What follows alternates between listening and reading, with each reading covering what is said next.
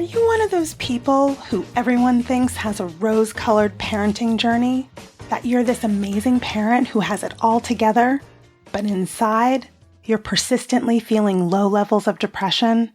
You're able to muster up grit and intense determination to get parenting the best that you have, but you feel like you're playing the role of a perfect parent while struggling with an overwhelming fear of failure?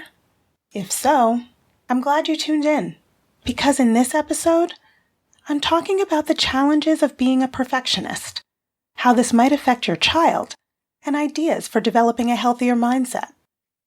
Welcome back to Project Parenthood. I'm your host, Dr. Nanika Coor, clinical psychologist and respectful parenting therapist. Each week I'll help you repair and deepen your parent-child connection, increase self-compassion and cooperation from your kids, and cultivate joy, peace, and resilience in your relationship with them. If you're a perfectionist, you probably worry a lot about other people's expectations of you, fear making mistakes in front of others, avoid taking action on things you don't think you'll do perfectly, and if you do get going on something, it may take you a ridiculously long amount of time to finish it. To top it off, the fear of not being seen as perfect likely keeps you from asking for help, too. I mean, what if someone thinks you're weak, or you lack intelligence, or that you shouldn't have gotten yourself in a situation where you need help in the first place? So, what is perfectionism?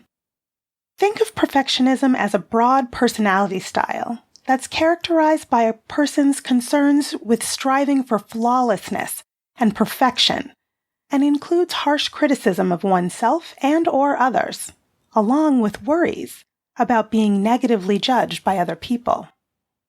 Due to having extremely high, unreasonable, and inflexible standards, a perfectionist is usually highly distressed while pursuing their goals. The development of perfectionism is thought to be strongly influenced by a person's caregiver-child relationship growing up. When that relationship is characterized by pressure, criticism, and unrealistic expectations, you're more likely to develop perfectionism. There are three flavors of perfectionism. Self-oriented perfectionism, having perfectionist expectations of yourself. Socially prescribed perfectionism, believing that others, especially those closest to you, expect perfection from you. And then there's other-oriented perfectionism, expecting perfection from other people, like your child or your spouse. Now, what about the effects of parental perfectionism?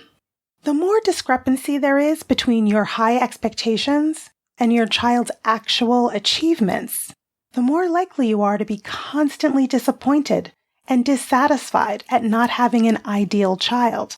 If you expect perfection from yourself in raising a flawless child, you might experience parental burnout, creating a situation where you feel exhausted, emotionally drained, unsatisfied, and not good enough as a parent, all of which put you at risk for emotionally distancing yourself from your child. When your parenting style is perfectionistic, you have a low tolerance for mistakes and may create a tense and controlling environment that can be passed on to the next generation. Your child may begin to become overly cautious and perfectionistic as well, hampering their creativity, curiosity, and resilience that they then pass on to their own kids. By imposing unrealistic expectations on them, they're more at risk for developing conditions like chronic stress, depression, anxiety, eating disorders, and self-esteem problems. By prioritizing performance over personal growth and well-being, the constant pressure to excel can lead children to believe that any failure makes them a failure, causing them to give up, avoid challenges, or engage in self-defeating behavior like cheating in a desperate attempt to avoid that failure. Perfectionism in your parenting style means your child could become an adult with a deep need for external validation, who is excessively hard on themselves, constantly striving to meet expectations, and often feeling a sense of shame and inadequacy. They might view love as conditional, so that the only way they think they can gain acceptance and praise is by being perfect. So, if perfectionism isn't a great way to go, what are the alternatives? It's important not to confuse perfectionism with a person who sets high, reasonable, and flexible standards for oneself and enjoys the process of achieving those standards. And cautious concern keeps you aware of danger. It's not helpful or even possible to eliminate fear altogether, but helping yourself and your child to move past the fear of failure that comes with perfectionism means cultivating an environment of support and acceptance. So, model being courageous in the face of mistakes. If you try something and it doesn't work out, be gentle with yourself. Can you try doing something different? When you have the courage to accept your mistakes, you're helping your child learn to accept theirs. You can help your child develop the courage to be imperfect and risk trying new things by showing them that you recognize and cherish who they are as a person, regardless of what their accomplishments are. Listening to your child and trying to understand things from your child's point of view, without trying to talk them out of it, helps your child feel like you're taking them into consideration, not just the outcomes of their performance. Continuously offer encouragement by pointing out the things you appreciate about who your child is. Statements like, "I love how excited you are to read books," or "I have so much fun baking with you." Show appreciation for your child and help them feel worthwhile.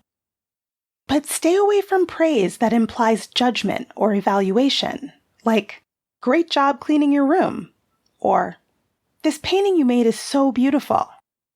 Perfecting their performance so that they please others is already a problem for a perfectionist-leaning child who only feels acceptable when they do well.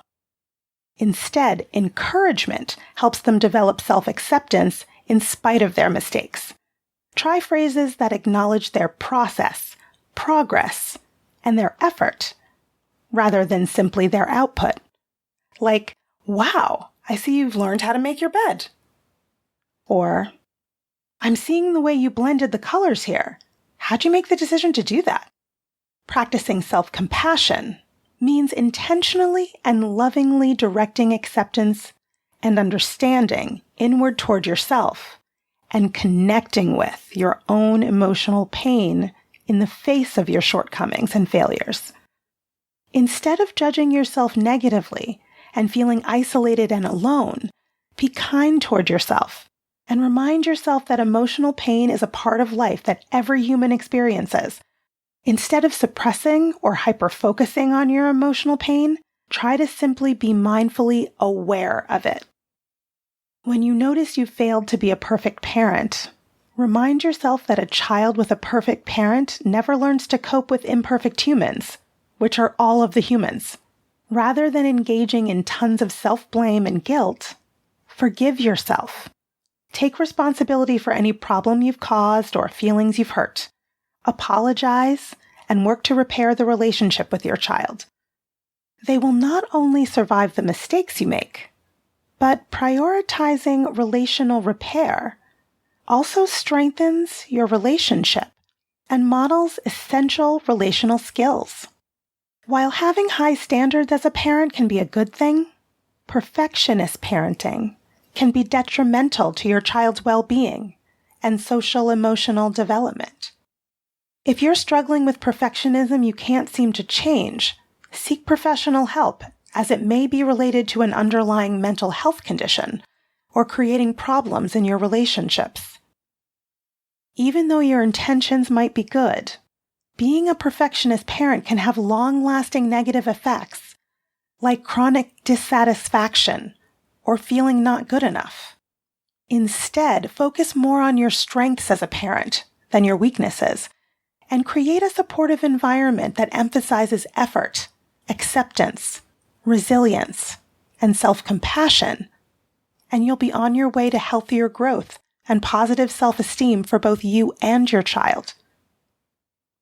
Do you struggle with perfectionism as a parent? Tell me about it on Instagram @BKParents, and be sure to join me live on Instagram on the second Monday of each month at 1 p.m. for Brooklyn Parent Therapy Ask Me Anything. I love answering your questions in real time. If you have a question for me about parent-child relationships, respectful parenting tips, and/or parental mental health, shoot me an email at parenthood@quickanddirtytips.com. Leave a message at 646-926-3243, or leave a message on Instagram at BKParents. That's BKPARENTS. And you can learn about my private practice, working with parents living in New York State at www.brooklynparenttherapy.com. Catch you next week. Project Parenthood is a quick and dirty tips podcast. It's audio engineered by Dan Firebend, and our director of podcasts is Adam Cecil. Our podcast and advertising operations specialist is Morgan Christensen. Our digital operations specialist is Holly Hutchings. Our marketing and publicity associate is Davina Tomlin.